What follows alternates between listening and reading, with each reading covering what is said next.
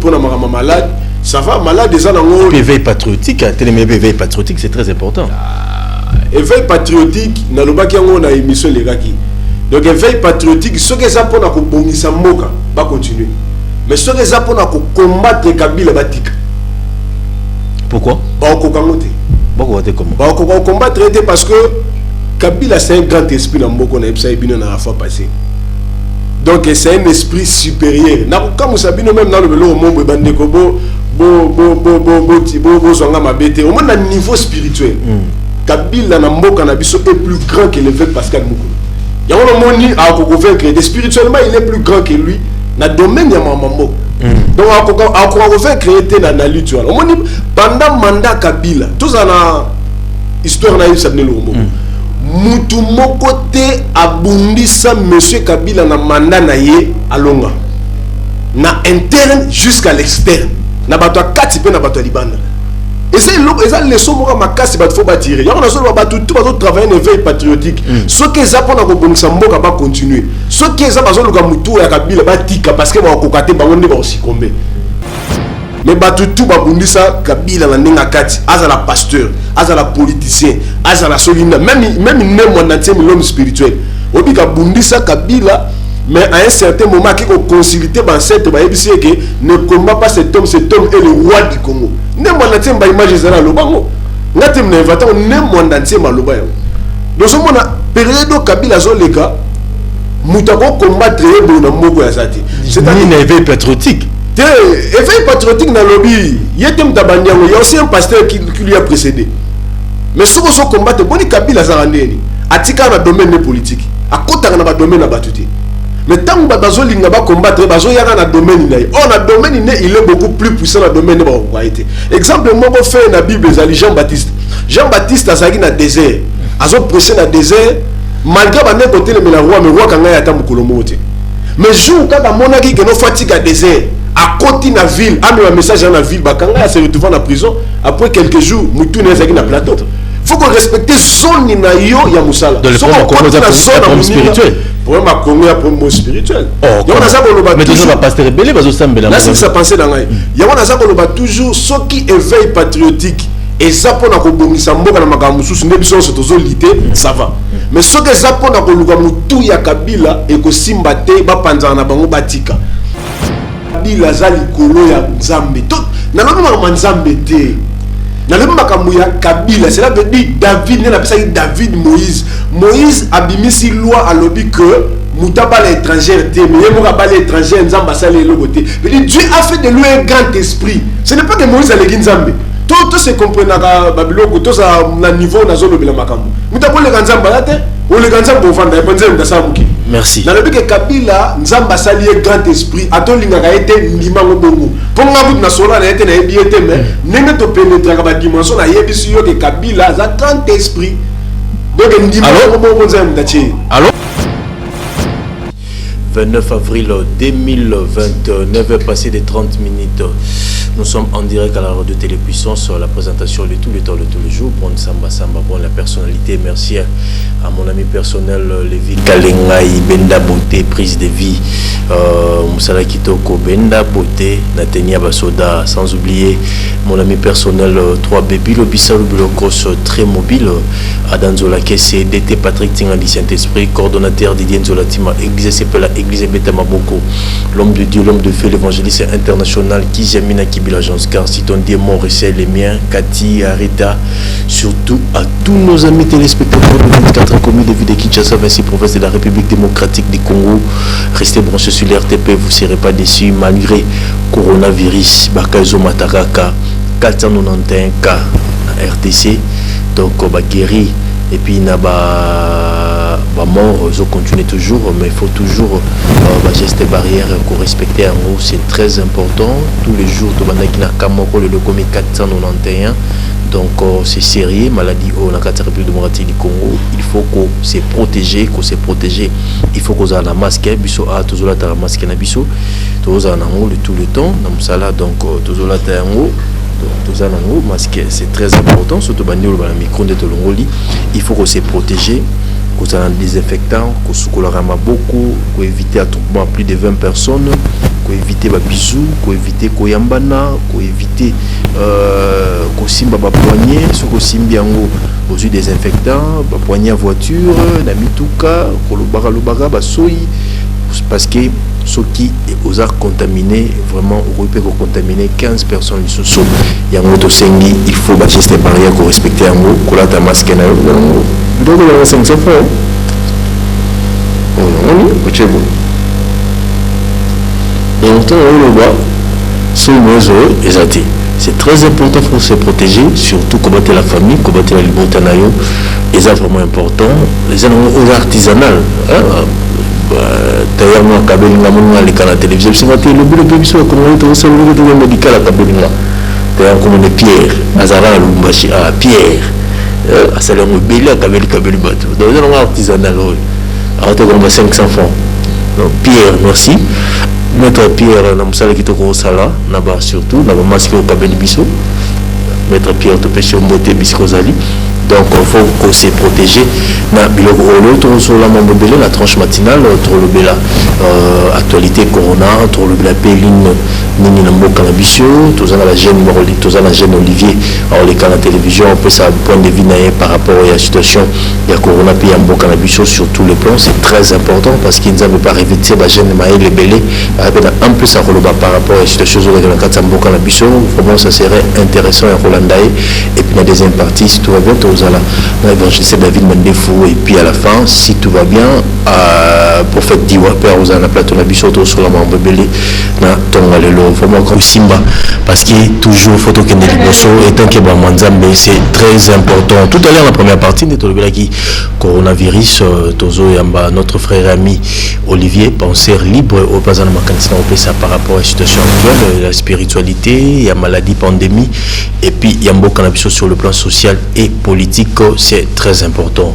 Bonjour Olivier. Bonjour, monsieur. Bonne. Qui m'est Marcachi n'est pas condamné, non? Oui, condamné dans la société est imposée du sango, donc il faut tout respecter ma mesure barrière de biso. 491, c'est que tu respectes, ils ont mataka tous les jours. Oui, ils ont mataka na rythme, il y a RDC, ils ont mataka na rythme na biso, donc on les appelle la rythme RDC. Ils appellent la rythme na biso. Chaque continent, chaque pays a un rythme na. Nous tout le monde a mis sous la grande vitesse, on peut frapper la grande vitesse, c'est peut-être qu'il y a la biso, mais sauf que malgré tout il dit que nous avons son biso, mais biso on peut tomber sur tous se protéger, tous en avoir désinfectant, tous en avoir masque na biso, nous gars tous le pour micro tout ça, tout le bapo boyo biso bien, tous en avoir masque na biso, tout respecter ba mesures barrières partout, tout mataka deux na taxi, deux na ba bis ne ba lobby. Donc, Tommy Batelana, au moins, il y a prise en charge, entre parenthèses, et la maladie, en autre zone, ils ont bien dit. Ce que nous continuons à l'ibou, au Babeli déjà bazo déclaré bah ça va vidéo qui bazo qui peut bien dire tout ça ni battre la vanne là où c'est bon qui peut bien ne fût-ce que pour ça ni battre la tapona wana pour OK na isolement 14 jours. Donc mais les bakinum sur zo croire na maladie oté na ba commune sur zo croire na oté ba beza na oté to moni mta kufité bembeza té mais comment to se protéger na ba cacher na ba désinfecter ba savon et loko pe na osenga na l'état na biso ya wana na ebité nde ba ba 2 poids 2 mesures na sens que bato ebola ba no filmer bilongo na bango ba filmer ba dessin na bango docteur Muyemba yebi ba ne ko filmer bato ebola place bazo bela ba on accepte na ke yo azo bela batandi bibembe boye batandi ba bela boye. Mais comme on a battu corona, il faut monter sa consentiment, il faut avis personnel, il y a malade, mais il y a évité. Pour les amis, la province, la province, la droit vous allez exposer, la capitale, non. Il faut pas la qui ça. Parce que mutuna mutu andima kali kambuneta pinaye mutu muso andima na simple information mutu muso andima ba fait tout le monde même la Bible Thomas ba qui sont la monité na andima te il y a des gens Thomas qui portent l'esprit de Thomas baza exister ato leki na tevo lobino ne na andima te so la monité alors bato bon il faut que on a courage ya web ça bato corona toujours filmer yo te poto sambisa yo même ata boko bombe longi mais to bi toujours filmer yo poto la sabaninga mususu ke malade za bah il y a des comme la condition à été là pas tout le monde va filmer filmer même dans l'hôpital mais biso bazo filmer ata mutu moko aza malade te mutu moko aza logique médicale permettre te papa médecine nango oyo baza ko appliquer mundele mutalaxi bango soki mundele ye moko akipe déontologie wana te azo filmer bato bazo bela ngo azo filmer ba décès est-ce que siko biso eloko ni to sala pour d'ailleurs pe na malade on ba la ndaka mindé na sim ba filmer be bango ba la ça peut ba la ça ba évolution na chaîne à Covid-19 wana ozomona noka mutaleki akipe sa ba don mutaki sa ba kashine mais yango tende corona la kisa batu bazo bela la kisa batu ba condition et sika ba base interné makambozo le kakuna na chaîne wana makambo la xane wana ezate bola xamta no pesa don mutaki no pesa boye donc peka ba mona ka docteur mutayambi ba mona ta malade mo escalier ameli dongote asali makambo te donc ça un peu compliqué tout ça va interpeller bango ba kene na la profondeur qui nous a donné mutu makasité son nini mais ba prouver que malade wana ezali tout en relaxant ba malade wana ba témoigner peut-être ba bombi bango milongi informatique même ba réalisation bango milongi mutu tout comme ça. OK d'accord mais est-ce que Bakino peut pas être d'accord décision au Sénégal et bembelongo la mort maman qui kunde tika la libelle même après corona. En tout cas makambo wana etika la wana. Même après corona. Même après corona donc culture wana oyaka na bibembe na banda ku kenda na bibembe na l'église ils allaient rater nulle part dans la Bible bakenda ni bembe l'église ils allaient rater. Donc la Bible ton nom là et l'autre bando ya l'église ton mutando ya l'église aka mono ya botami et puis après 7 jours on est dans l'église. OK. Donc c'est des fêtes psycho écoute on pire. Te écoute ba sala Bible. Écoute ta bien raté ko ba sala ba conférence biso ba o to na mambo ba to luka ba place à conférence. Et luka donc ba pesa biso ba conférence ba sali wana tout ça. Tout ça on a même donc on ça compliqué ça mona mama nasonga suma makoro na mo mukelo na esprit même ata bato ba bika to mona ba répéter la poto ko to mo ba laxi bina no ba okunda ba fausse commune ba opter pour la fausse commune mais biso donc ils ont simbaté donc communication au la ministre mais il y a des gens bazobika bazebele papa bazobika bazebele ba donc on pose au monde après ngana ndimaki na malade des ngo na appliquer ba geste barrière mais ça na ba ndeko na ngamo ko ba ndimate ce ko na lingi to prouver ba ndeko na malade ali na problème na ngana ngana ndimi pour na ka exalter ba ndimata no ba moniter mais pour prouver ba ngo peka ke malade yango ezali ya ka lika mo prouver a kenya na chaîne wana Covid-19 na zo bisayo o kotala ngo 24 heures sur 24 o komona ta malade moko te o komona chaîne mo fungami c'est Covid-19 ba otambola ka bazo ke no pesa ba do ba ke laksa ba li eza vide voilà c'est bon plutôt vide mais pourtant on va que on a 4-5 quelques cas mais voilà que ça lui soit s'il vous plaît chaîne moi faut même Covid-19 ouais ils en a TNT donc so que nous kuna donc au monde on ba mbetu ba filmer ba filmer ka ba santé ba docteur ba zoloba ba doit que ça ba donc malade mo bazo mona na te ata yo moko muto aza instruit makasité na moko na biso pas ndimelo ka bongo akoko ndimata mais c'est qui malade on peut être spirituel là on tombe ba avec ba télémie parce que la télémie c'est très important oui napesi mbote makasi papa évêque Mukuna ninga telemi pour na mama malade ça va malade déjà nango éveil patriotique télémi éveil patriotique c'est très important éveil patriotique na lobaki yango na émission legaki donc éveil patriotique ce que ça pour na ko bongisa mboka ba continuer mais ce que ça pour na ko combattre Kabila batika pourquoi ba ko kangote ba ko comment ba ko combattre parce que Kabila c'est un grand esprit dans Mboko na Epsa Ebino na la fois passée. Donc c'est un esprit supérieur. Na comme vous savez même dans le vélo au monde bandeko bo zonga mabete au moins à niveau spirituel. Kabila na Mboka na biso est plus grand que l'évêque Pascal Mukulu. Ya on moni a ko convaincre que spirituellement il est plus grand que lui na domaine ya mambo. Donc a ko convaincre était na lutte au moni pendant mandat Kabila tous ana histoire na yisa nelo mo. Mutu moko te abundisa monsieur Kabila na mandat na ye alonga na interne jusqu'à l'externe na bato akati pe na bato libanda et c'est les leçons moko makasi bato faut batirer ya on a solo bato tout bato travailler une veille patriotique ce que ça pour na ko bonisa mboka ba continuer ce que ça bazo luka mutu ya Kabila batika parce que ba ko kate bango ndi ba osikombe ko banana na so bisa bino ngeno même bato na otanga na bato akati te bo pesa kaka tanga mo bato mi balé mi sato libanda pour bato akati so na tanga e créer polémique mais bato tout ba bundisa Kabila na ndinga kati azala pasteur azala politicien azala solinda même né mon entier l'homme spirituel obika bundisa Kabila, mais à un certain moment qui a consulté l'ancêtre, que ne combat pas cet homme est le roi du Congo. Ne moi n'a pas image de la lobango. N'a pas inventé ne moi n'a pas loba. Donc ce moment période Kabila zolega mutako combattre dans moko ya zati. C'est un éveil patriotique. Éveil patriotique dans le lobby. Il y a aussi un pasteur qui lui a précédé. Mais ce qu'on se combat, c'est Kabila Zarandeni. Atika dans le domaine politique. À côté dans le domaine battuté.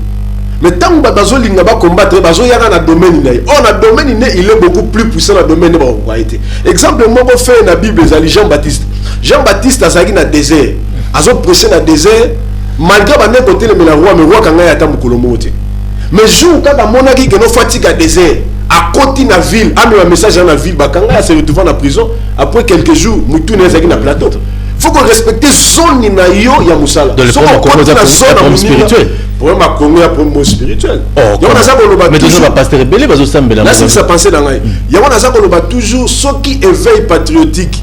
Et ça pour na kobongisa mboka na makambo mususu nde biso sotozo lité ça va mais ce que ça pour na koluka mutu ya Kabila et ko simba te ba panza na bango batika na bibeke na otanga bato akati te mais na pesi mo exemple boko bino boko tangela nga bato akati po batanda ndaku de ga ngo tanga bato akati mais nga na otanga bato libanda oyebi lelo libabe Sarkozy zo mema na vie et ça cause Kabila c'est-à-dire tant Kabila a signé contrat na ba chinois à 9 milliards Kabila babandi ko exécuter contrat obi que Sarkozy a tika présidence na tiki Champs-Élysées aye awa po aluka ko bebisa contrat wana ko nuire na mboka na biso ko nuire na Kabila ayaki kutu bazoyo kana bien te na Kabila ma ya wasali mambo ya kokosala mais lokola ayaki na terre ya ancêtre ya Kabila ayaki na zone ya Kabila na centre pa Tshisekedi oui ba centre pa ya bango nyonso tout mais là on a Kabila mutaki président oyebi que lokola ayaki na vision mabe po na mboka oyo Sarkozy bateau ambassade de France bozo maloba na loba bo traduire en français boke no yoka Sarkozy yo tant Sarkozy azongi na France obi que Sarkozy sera mandat bon pourquoi on m'a dit babeti a combattre mutu ba combattre Sarkozy sera mandat bon bien te na mboka a gérer betende Sarkozy sera mandat moko et puis a sala tout azonga président mazonga te obi so azonga président de poani pourquoi parce qu'il ngaka azonga président pour leva comme président aya ko sala Kabila ndenga sala Kadhafi asaki na eni ya Kabila et puis eni ya Congo quand on a comme président azo azaki ka prépo a cibler quand Kabila na Congo yanga na rata présidence a raté présidence et l'autre peut cela que monsieur Martin Fayulu qui m'a dit de rater présidence et voilà on a comme président pour l'Obong Samboga il y a comme président pour se venger contre Kabila alors que Moutou a se venger contre lui se vengera pas parce que Aza simple individu Aza simple individu mais Aza na temps prophétique na ye na so se le moko o moni David abomisi Uri azu mwasi na ye oyebi ke ndeko ya Uri surtout na temps wana oya koke ko luka asala David mabe bien que David avait tort abomi ndeko na bino oyebi ke muno sanga simba David na mitanza banga bete anga beta yete pour David a la raison mais pour David a un temps prophétique na ye même ata akoyi ne loko moko mais na temps prophétique na ye mutako simba yete oyebi ke David a combattu na niveau ko boma Saoul abobo Saoul nga na ko pesa la verset biblique belé te na nga ko tikala libre pour batu tout ba adhérer na vision mutu mo ka mona te ko ya pesa ka ba verset biblique bo ya Coran et bon ya livre na biso non na linga tira kana be fait simple ozoma siko David a nga ka bomane kutu Saoul malobi na ko simba yete nzambo ya tiaki ya weba ndenge ya kolongola ye Kabila na minitso asabongo donc azam mutu ko combattre te ko to sali clic moko to sali et puis au fur et à mesure baza ko sous-estimer il devient toujours plus grand maintenant ça comprendre le quoi ah donc le bel roi pouvoir aller aussi là d'ici 2021 tous en absolu na kimia donc nenga tikaki suki na mande fois passer présidence siko pe sous atiki suki na mande fois yebi ki aotika kwa yote mais na so conseiller kana bato éveil patriotique so qui lutte wana les apona ko combattre Kabila batu na Dominique Strauss-Kahn l'air Sarkozy ya ko kité azonga kité makambe bebeli yene na lobby Strauss-Kahn a monné que Sarkozy ko kité ya yi atiki féminin ya yi après mambo makambo kaka même dossier wana Strauss-Kahn l'air azongi asala ane buzo bane depuis quand boyebi histoire bakangi na ye carrière bebaye ti le loi comme par terre parce que simba qu'est-ce que simba raté mutongo dans Kabila est-ce que Azanaza roi toi azam do en plus toi royauté toi régime présidentiel il y a un régime présidentiel au batubati to vivre kana au but de ça conséquence à spiritualité biso c'est nous ça conséquence à spiritualité ozomona donc de ça boye mboka na biso fonctionner tozomona lokola eza budget muté fonctionner ya budget pour nous voyez bisayo na lobaki la fois passée que non basangana chaque vendredi pour le gagner au bon saramboka les yebsangeli wonde bonga donc makambo bon samboka o ça va passer pour assembler tout aux esprit non ça makambo zo pasteur basambela raté et ça makambo ya kozonga mwasi mo ya kotala ba fait normal ba fenêtre nini otala au moins na situé dans le pouvoir actuel pour tout le bien au moins na mboka na biso ba président impère basalaka lelo mo elanda bango on a limité comme le président na biso siko ozomona tise nani Kasavu basali 5 ans Mobutu asali 32 ans Kabila le père asali 3 ans le fils asali 18 ans et siko tout ça sur la 5e président le chiffre impère rezongi et yebe asala makamu susu o fasa na o fasa la té de père ka ou melaté parce que l'histoire se répète na zo Sabino au moins erreur ya Kabila le père c'était une erreur spirituelle. Mais spirituel, mais nazoya bisayo. Bongo Saoul a longa point. Saoul a longa parce que alinga pesa sacrifice. Amoni Samuel azo umela. A commis sacrificateur. A petit sacrifice n'est pas un sacrificateur. Tant Samuel a bina eka no saliboui. Royaume nous a arraché. Donc royaume nous comment arraché parce que a commetté qui acte spirituel qu'il fallait pas. Bon Moussa Salagini ni Moussa. Mais Moussa na Sabino Moussa les raillé avec sa bonne politique, bonne volonté naie, mais ça ne suffisait pas. Les raillé Mokezalaki na totem ya lion et ya léopard pardon. Mokezalaki na banor mais dans makambo nango que le roi Mobutu a institué qui parlait ça comme son roi. Mobutu. Yemo miche roi d'Isaïe. Papa nangai. Sur le temps de dossier Mobutu a consommé tant ebelé. Na lingna na fumulaka ke lo ni Kabila le père akendela kimbango. Au moins Kabila le père les raillé na pression ça qui na changer makambo. Na bonne volonté na ye abandi atidongoli drapeau alongoli ima longoli kombo abandi ko changer makambo et akeko simba paso basimba raté. Akeko longola totem o ezaki institué par les saints à partir d'un hôtel. OK, hôtel est kozaka brisé par hôtel mususu. Mais hier, à l'ongoli yango kaka bongo. Politiquement, socialement, tout le monde ce sont les Belges. Les Américains n'a parlé de marbre.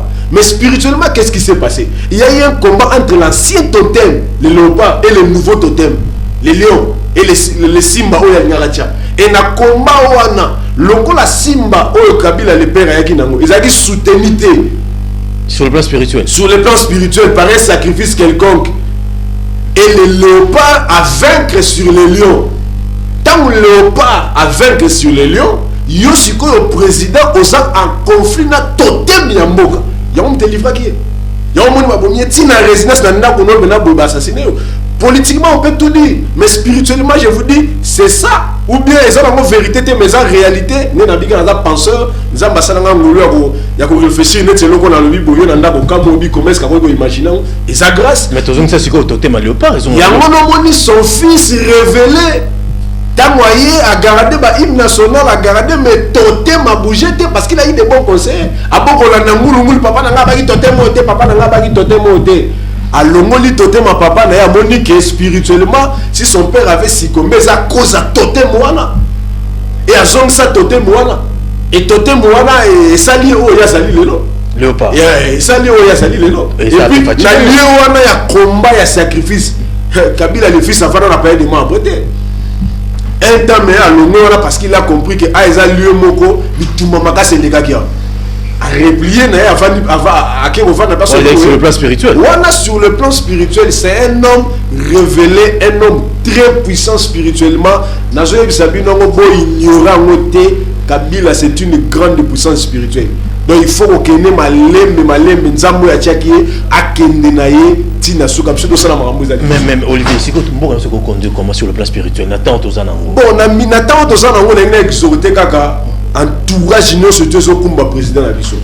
En tout cas conseil à liboso président ko yo kate bato ba lo banaka bona Kabila. Et ko tient na danger.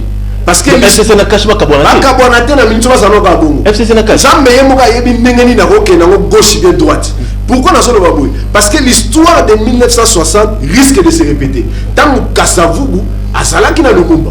Kasavubu commence à avoir son indépendance, azalaki accompagné na Diangenda qui soloke le ba na Simon Gimba. Mais tant que son indépendance atiki bango akomi mingi na ba prila catholique. Na le but que l'église catholique ezama be mais l'église catholique le wana ezalaki na ba belge. Ezalaki na nous pour la belge pour l'intérêt ba belge non pour l'intérêt en Bokate. Bien que le lot on mona ba Monseigneur Fridolin ça pour l'intérêt en Boka parce que les choses ont changé peut-être. Mais dans l'église catholique il y a l'ère wana en 1960.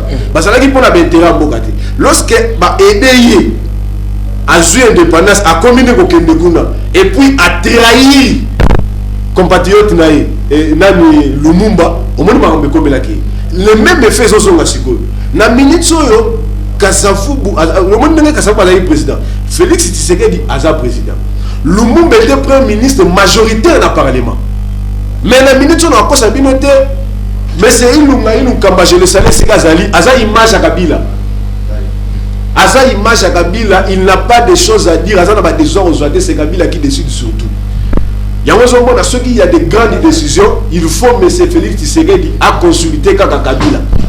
Parce que c'est Kabila qui est le vrai premier ministre à Mbogao. Le vrai premier ministre à Mbogao, c'est Kabila. Donc, qui est en 1962. Donc, on a fait en 1960. Donc, M. Kabila, le vrai premier ministre, avec une majorité dans le Parlement, pardon, mais M. Tshisekedi, à ça, président avec une minorité dans le Parlement. Bah, ça lui peut sous la coalition. Et ce qui batou, M. Félix a yo qui bateau, Kasavubu a yo kaka. Notamment, bah, combat na éveil patriotique, Kabwana Kabila. Donc, on a voulu que ceux qui Tshisekedi a livré Kabila. Non, Kasavubu a fait le même. Il a livré Lumumba au blanc. Lumumba Koufa. Lumumba ça n'a même pas 6 mois de pouvoir. Mais Lumumba Koufa, comme moi Lumumba Tikala, idéologie Lumumba Tikala, tout au monde Europe, Amérique, partout. Tout bazana idéologie Lumumba azali, yakutu komote. Au monde les Français bien ngana idéologie Lumumba. Mais Kasavubu où il est? Na 5 ans ça il a livré Lumumba. Kasavubu Koufa, na ba condition où bino moye bine ba kundela ye. Comment réclamer à ça un jour férié, commémorer Moutou donc Atikala Bongo. Simple parce qu'il a trahi Moutou va trahir ça. Donc il faut jamais il y a un qui éveillé monsieur le président de la République. Parce que ça a la pression dans Liban dans la Kati Atikaka monsieur Kabila. Ce Katiki monsieur Kabila a livré na livré na CPI ba okanga ngagati a kokende na ye monsieur Kabila sans salita na ye a koleka. Mais yesikoyo parce qu'à cause de la histoire a sikate. Histoire se répète. On peut changer vie na yo, on peut changer makambo famille na yo, on peut changer makambo ya vie na yo, on peut changer destinée mboka de mboka est déjà tracé. Et que ça la kaka nengewana. Sur ces faux Congo sur le plan spirituel tout ça là. N'a pas ça dit premier élément. Congo d'abord sur le plan spirituel à Lobaki n'engna tchamo entre parenthèses avant na Lobama na Lobaki. Beaucoup de gens, oh non, ça prophète, ça bon. Ceux qui prophètent par rapport à Maramna Loba, parce que tout le monde a un prophète, n'a vu naï. Mais, on a ça juste un qui penseur au Moro avec une certaine grâce particulière. On est que non, n'a coquille qu'on est lié Makamboleka, n'a situation où on a projeté. Et souvent, ceux qui ont projeté, ceux qui ont les gens ont tendance à dire qu'ils ont prophète. Non, ils n'ont pas pensé. Et ça grâce à penser na tieboé et deux fois qui n'est comme non beaucoup que ça maté on a la première minute on a réfléchi ça qui kaka. OK d'accord. La réflexion là. Et ça on a la réflexion et ça on a vous allez mettre point de vue là. Et na so mettre na point de vue là. D'accord. C'est là veut dire na lobi na makamuni na so kende. Après corona guerre moko ko zala sko guerre froide guerre économique.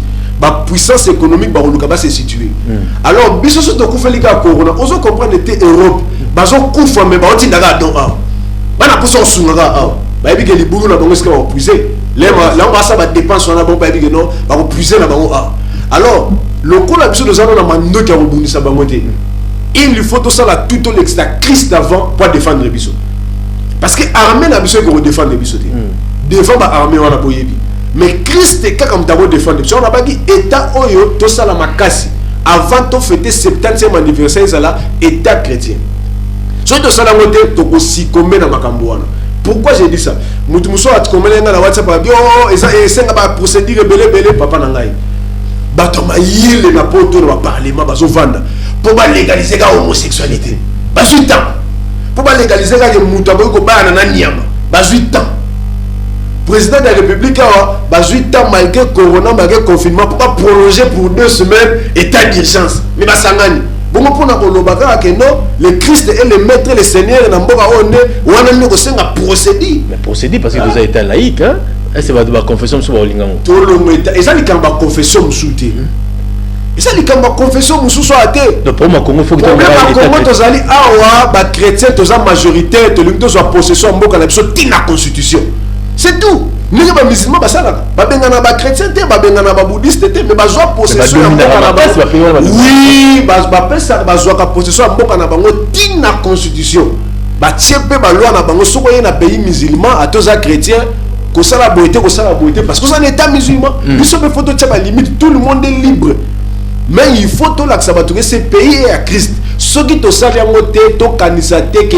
tala ba utiliser kutu mboka mwa muke ezaka lokwa ngalema Rwanda tala popo le parlement na biso azoka pe muke parce que bazali dans mbongo siko bazali bokuye imaginez ce que après corona on va se ressourcer parce qu'il faut pas foutre battre on va savoir oui bien quand on là donc tu vas subir le logo moi RDC tu vas subir après corona mais tu vas subir ma solution ça la prière la solution dans le bas déjà bien et ça on a prière et résolver dans on oso tu parler vraiment sur prière penagate na lingo beta c'était la prière parce que yango muté même ba te belé na place au bazali ba ke ba prier ba songi ba prier ba songi oh aujourd'hui na lingo to ça na loko moka ba chrétien hein to ça na génération moka ba chrétien o so to prier to silisi to kepe to telemi liboso parlement to telemi liboso présidence to lobby et loko na so to ça mais la kula to bisi nzamba sala ngo bido ko sala ngo so ko sala ngo te to kuta il faut tout lancer peu de défis. Bah chrétien vous avez dictateur.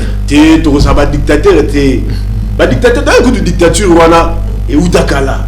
Dictature et ça tala. Dictature et c'est le mot ya bien. Démocratie mais t'es comme si sur un niveau ya le boulot. Vous avez États-Unis tu as la démocratie on prenait les gens par force. Vous n'êtes pas payé vous allez une fois par jour vous avez bête tapis au bon même. Et cette dictature tant que dans une position moi batongina na dictature na koboma batu après siko bakomo luka siko biso to tonga la démocratie alors que baza conseil que démocratie est tonga te démocratie to ko tonga nango te il faut to tonga na bras de fer idée générale nous animi Olivier donc idée générale pensez na yo général les amis idée générale na nga ezaboy na sotala d'ici 2030 ce qui peut arriver dans le monde et Congo ko subir makambo belé parce que Congo eza lokola un deuxième Israël Congo no mona ngobo omoni makambo yo Israël subisaka wana tout autour na ebinemi tout autour na ba envahisseur tout autour na donc azala kaka bongo Congo asa pareil maintenant ne se dessiner bien té parce que nous avons pas son marge mokona mais ceux qui doivent continuer qu'on reconnaître état Zambi Yesu yé beaucoup d'abord na Israël ba frère né bazaya kuna matali Jérusalem abi Jérusalem il ne restera pas pierre sur pierre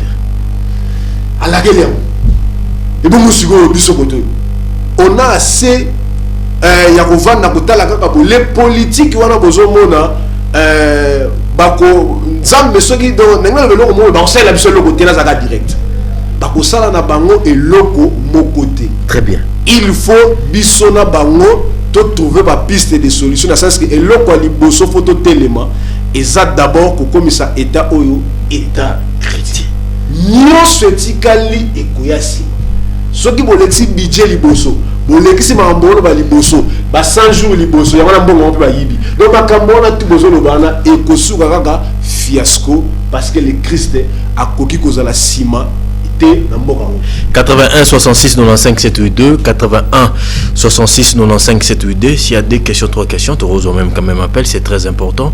Congo, il faut comme état chrétien, c'est l'homme penseur Olivier. Alors, il y a un problème spirituel après Corona, tu as la problème économique dans Nabiso. Donc, Sengi, toujours unité, entre Cash et FCC, et puis ancien président, il faut toujours parce qu'il y a un grand esprit dans Katamboka Nabiso. Appelle les amotos, 4-3 appels, et puis tu Cabrona. Allô? Bonjour. Bonjour mon frère. Réaction par rapport à Mtoto Kanatonga? Nabengi ya pasangi ngi ngena tona ndeko zoloba mboka kabila le plus puissant ce qui est ami spirituel et bon sikoyo ba prière na to saka na mboko yo nde Kabila jali corona ngo apesa mukonza mboka apesa ki mboka na maboko ya Nzambe nde nini ya Kabila tezaka likolo ya nino mukonza mboka apesa ki ndeko ngana tuna nde wazo loba na TV nde yango na merci beaucoup. Merci. Ok, question. Question na néo penabeta lobby. Mais pour chef de l'État apesa ki mboka Nzambe parce que Kabila a grand esprit donc il y a les Nzambe na puissance. Te na lobby te que Kabila. Nous avons réaction. Allô Kabila. Oui, alors. Bonjour. Bonjour. Oui, question rapidement. Merci vraiment. C'est prophète Salem, hein? Oui, prophète. Madame de Gozon, on a tellement raison. Na wote jo sana émission ya makambo yo na CCTV na télé matin et mboka oyo premièrement il faut ba Nzambe liboso ba reconnaître. OK. Madame de Gozon baza tellement na raison de contribuer à Zate. Merci. Et le président de la République, na l'entourage na ye, balingaka te bato suba kota même dans le domaine spirituel. Ne baonza bo baolanda biso to lobby bango balinga bato suba kota te. Merci. Et yango baone mboka na bene précisément mukuna. Merci, merci. Merci. Merci, tu as eu un message déjà. On est commis N. On est commis N. Allô? Allô? Allô? Oui, bonjour.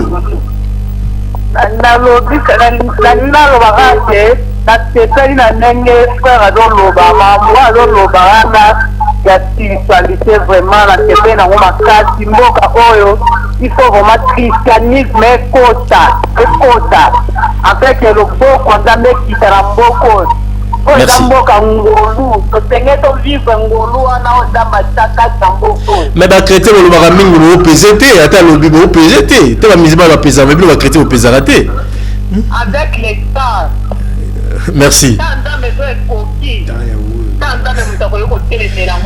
Merci, merci. Merci. Tous les deux appels au Kata parce que vous avez belé tout quand appelle évangile David Mandefou tout à l'heure. 81 66 95 782 81 66 95 782 appelez au Kota Mingi.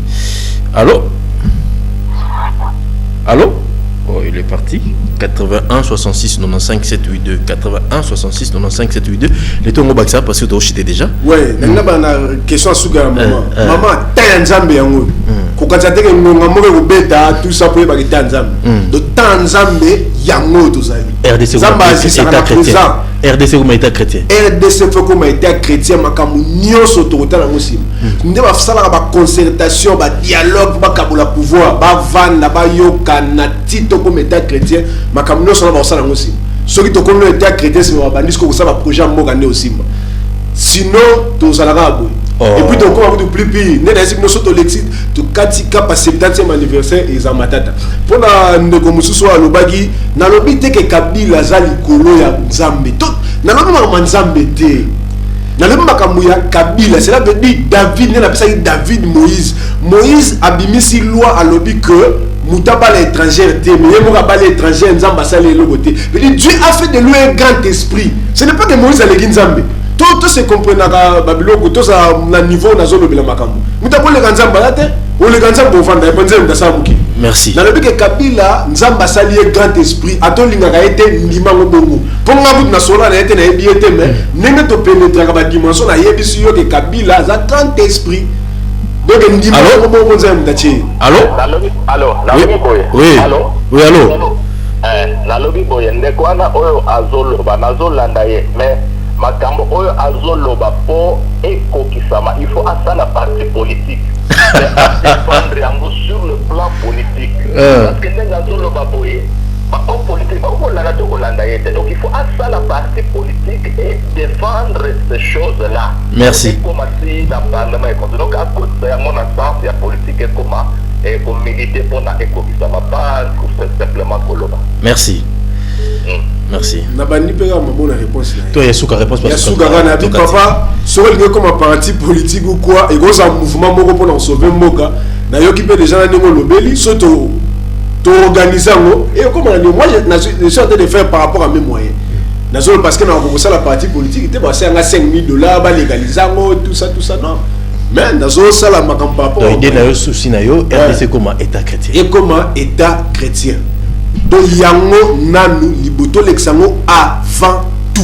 Ok, mot de la fin pour la venue sur l'andio. Si on va coordonner dans votre landio. Ouais, d'abord, mot de la fin, l'engepsa, Congolais nyoso, Nzambe aza déjà na contrôle ya mboka. Et batutu oyo bako kokakosala mambo azolo bata en tout cas ko écarter ba. Wana message moko ya mukuse na pesi.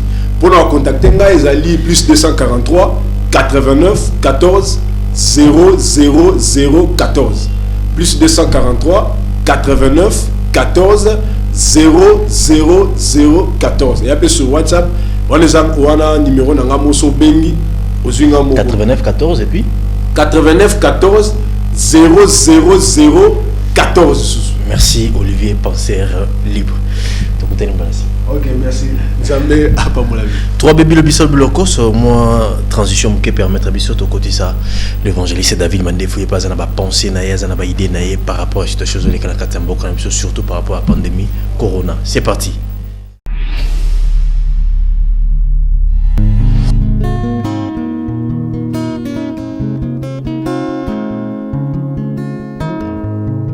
Le temps passe et ne s'arrête jamais.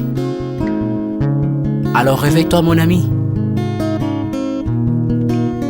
Et tout ce qui nous quitte chaque jour, laisse que cela nous serve de leçon. Car à chacun son jour, à chacun son tour. Peut-être demain sera ton tour. Alors réveille-toi et prépare ton âme. Car un jour. Oh, oh, oh, hey, oh, oh, oh, oh. Hey. Le temps passe, le jour s'envole, s'en va si vite sans laisser de traces. Hey. Comment faire pour l'arrêter, car il nous amène vers le jour de départ. Yeah. Tout s'effort avant nous, n'ont pu l'arrêter. Il s'en va sans arrêt, sans pitié, ni nous laisse le temps de faire nos bagages, et de tout mener. Le temps passe, le jour s'envole, s'en va si vite sans laisser de traces. Comment faire pour l'arrêter, car il nous amène vers le jour de repas. Tous ces forts avant nous n'ont pu l'arrêter. Il s'en va sans arrêt, sans pitié, ni nous laisse le temps de faire nos bagages et de tout amener. Il s'en va seul sans nous. Faut me perdre tout plutôt que de perdre son âme. À quoi bon tout gagner, mais sera que vanité. À quoi bon tout gagner, perdre son âme si l'on est censé de tout laisser. Moninga verser le sang de l'autre, si demain sera le tour, tu seras seul comme dans un miroir. À quoi bon tout gagner, perdre son âme si l'on est censé de tout laisser. Moninga verser le sang de l'autre, si demain sera le tour, tu seras seul comme dans un miroir. Où tu rendras compte devant le Seigneur toute ta vie sur terre. Après avoir tout gagné, l'on s'en va seul, sans rien amener. Faut me perdre tout plutôt que de perdre son âme. À quoi bon tout gagner, demain sera que vanité. Faut me perdre tout plutôt que de perdre son âme. Perdre son âme. À quoi bon tout gagner, demain sera que vanité. Moninga,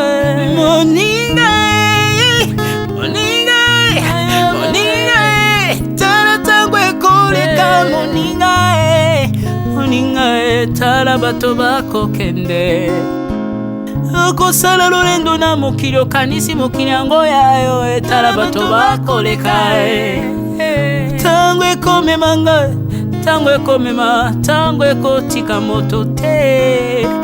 Bakulutu bayakala basi bakende. Moninga tala tango ekomema.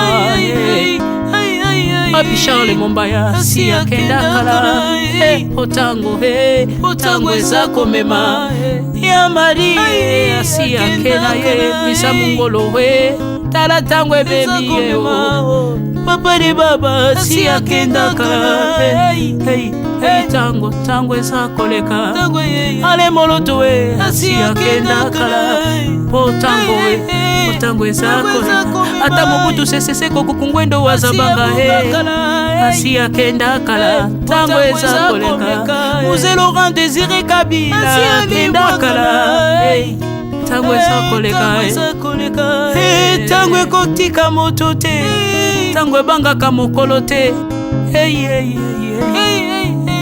liwa bangaka mokolo te abangaka peleki te abangaka moto mbongo te ayokaka mpe mobola mawa te liwa tango ayaka amemaka moto nyonso tango ekoleka engela bomoi na yo epana yawe tango ekomema engela bomoi na yo mokolo na yo ekoya okokende ndenge nini le temps passe ne s'arrête jamais le temps passe moninga tala tango ekomema moninga tala tango ekoleka moninga tala tango ekomema moninga tala tango ekomema tango ekotika moto te engela bomoi na yo tala bato bakokende osala ndenge nini okotikala ebende te okotikala ebende le temps passe ne s'arrête jamais le temps passe ne pardonne jamais le temps passe ne s'arrête jamais l'engela bomo moninga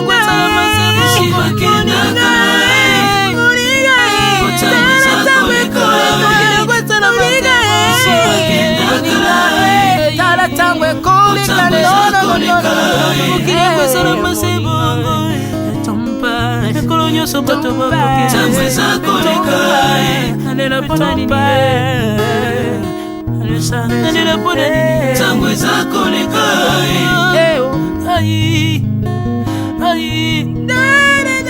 tango eza koleka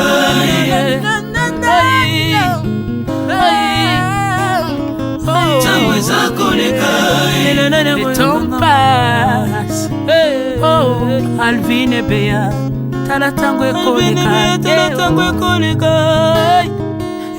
nabongisa bomonanga mpona nini bato bakokende biloko nyonso ekoleka nalelalela ntina nini natangisa makila na boma bato mpona nini soki nyonso ekoleka un jour nabanga kufa mpona nini soki naza putulu ya pamba mokolo ezali na koleka le temps passe